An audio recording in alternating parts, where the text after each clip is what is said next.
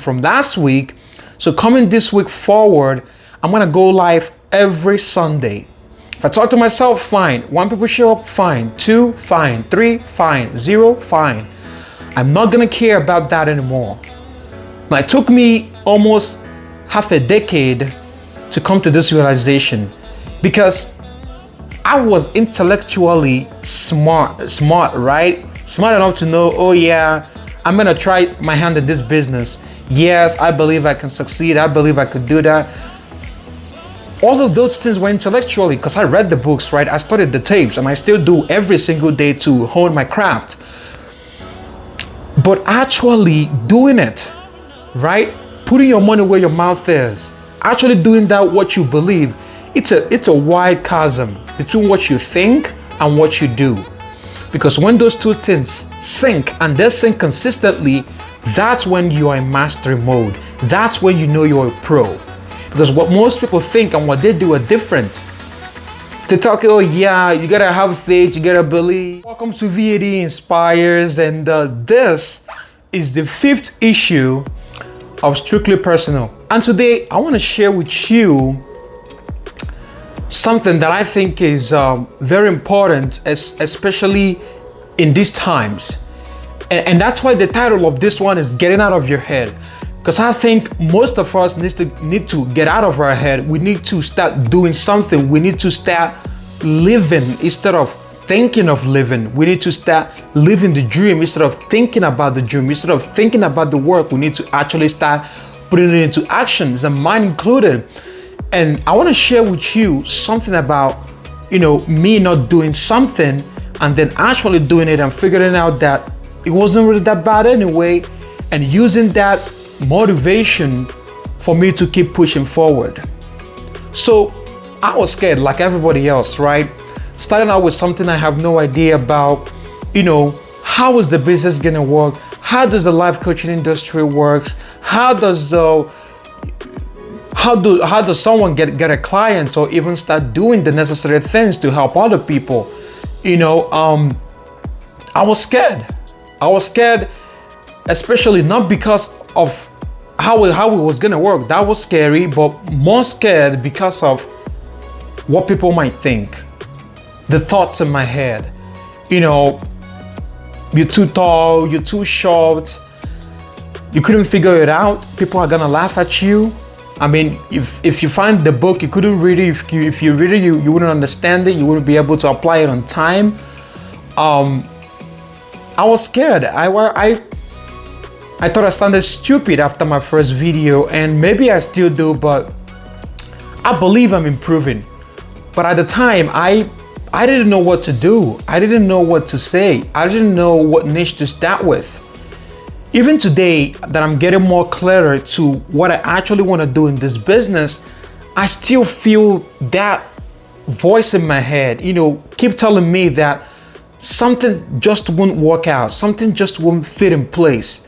And I've been taking so much action lately that I can, even if they're not perfect, even if they're still work in progress, they have given me a push that I didn't have before, the focus that I didn't have before, of not letting something veer me off track, of coming right back quickly and keeping to my schedule as much as I can. And one of the things that I've always said I was gonna do was going live on Instagram, right? I talked about that 4 years ago. I never did it. I talked about doing it. I had only maybe 100 followers. And I was afraid that no one was gonna show up. I was just gonna end up talking to myself, and it's just gonna be such a horrible thing. And I just conjured up all these images of how it was gonna be, and I never did it. So last week, I did. Guess what? What I was afraid of 4 years came through. No one was there. I was talking to myself. I talked to myself for 20 minutes. And then I stopped because I had to do something else. But at that time, I realized a certain power. The power that even if your worst fear does come true, it's not as bad as your head is making it out to be. I was okay. I was fine. I actually made a decision from last week. So coming this week forward, I'm gonna go live every Sunday. If I talk to myself, fine. 1 people show up, fine. 2, fine. 3, fine. 0, fine. I'm not gonna care about that anymore. Now, it took me almost half a decade to come to this realization because I was intellectually smart, right? Smart enough to know, oh yeah, I'm gonna try my hand in this business. Yes, I believe I can succeed. I believe I could do that. All of those things were intellectually because I read the books, right? I studied the tapes and I still do every single day to hone my craft. But actually doing it, right? Putting your money where your mouth is, actually doing that what you believe, it's a wide chasm between what you think and what you do. Because when those two things sync and they sync consistently, that's when you are in mastery mode. That's when you know you're a pro. Because what most people think and what they do are different. They talk, oh yeah, you gotta have faith, you gotta believe, the motivation, the inspiration, oh yeah, you just work hard and this, da. And then they go back home in fear. They don't do anything. And then they come out again and say the same thing over and over again. I'm saying this because I was one of those people. I wasn't doing. I believed. I did very little, but I believed a lot. So because I was doing very little and believed a lot, my action was starting to match my belief. And that's when I got scared. Because I was doing very little and I was believing so much. So when that output wasn't working, the congruency wasn't working, and what always wins is the area where you're doing less, right? A little darkness, just a little darkness overshadows all the lights you have. And little by little, it will start to overshadow the lights and turn it completely off. So that's when I snapped. But it took me almost half a decade to do that. And I've come here to tell you today that being scared of something is good. Scary is good, but you gotta get out of your head, right? And all the things that I've always talked about doing for years, I'm now starting to set a timetable for them. And once that timetable reach, I'm gonna do it, right? I thought about doing ads. I said, oh, what do I know about ads? I don't even know my niche. You know, I don't know. I might mess it up. It's not gonna be perfect. It's gonna look stupid. People are not even gonna pay attention to it. They say they wouldn't buy. If they buy, they would come back and say it was terrible. Like, I had all these thoughts in my head. But guess what? We learn by doing. But again, going back to the first point, I knew this. I just didn't know it enough to put my money where my mouth is. And that's where getting out of your head comes in. Because what you think in your head is different. You gotta believe you can do it. Yes, that's the first step. Now you gotta act like you believe, right? And I've tried to run my ads a couple weeks ago, but my ad account is blocked. So I'm still trying to figure out how to open it up. And I don't care. I just did a TikTok ad where I was reading a book and I just promoted it. And that's it. No strategy, no nothing. I didn't say not to strategize or, do a market research before you do something. I just did that just to get out of my head. I just put up something, set a demographic. I just did it to get out. And guess what that did? It liberated me. Now I'm thinking more of my market niche. Now I'm planning an ad that is much more structured. But at first, I just wanted to get out of my head. And that's what you get to focus on at first. Because you don't know shit. You don't know anything. You don't know squat. Like, what do you know? You do it. That's when you learn, right? So knowing that again and doing it are two different things. So we have to execute as much as we can. Action as soon as possible. You gotta get over yourself. Get over your insecurities. Get over all of those things. Because no one cares. Even the people who care laugh at you. They're not better than you, right? And if you persist and do it, you will end up in the top, and then you will be the one laughing at them. But those lean years, those crazy moments, those isolation moments, those years alone, those years walking in the dark, those years doing things that don't even make sense. How is this gonna connect to my goal? How is this gonna connect to my dream? How is this gonna connect to what I'm doing in the future?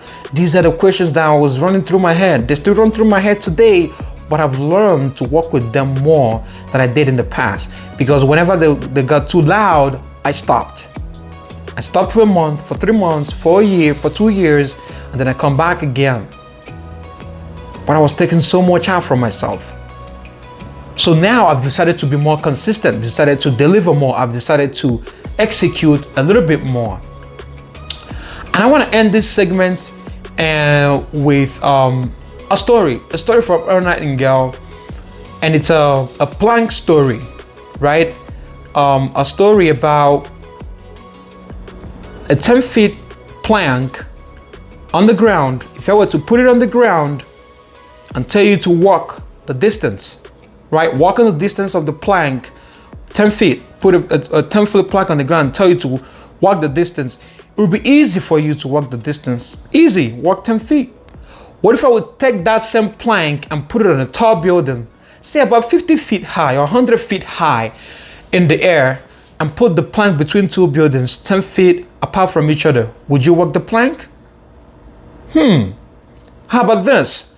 Telling your passionate story to your family, maybe at a dinner table, your philosophy of life or something that you believe in, and you're telling them. It's easy, right? To tell them the story, okay? How about taking that same story and tell it to a people full in an auditorium? Now something comes in.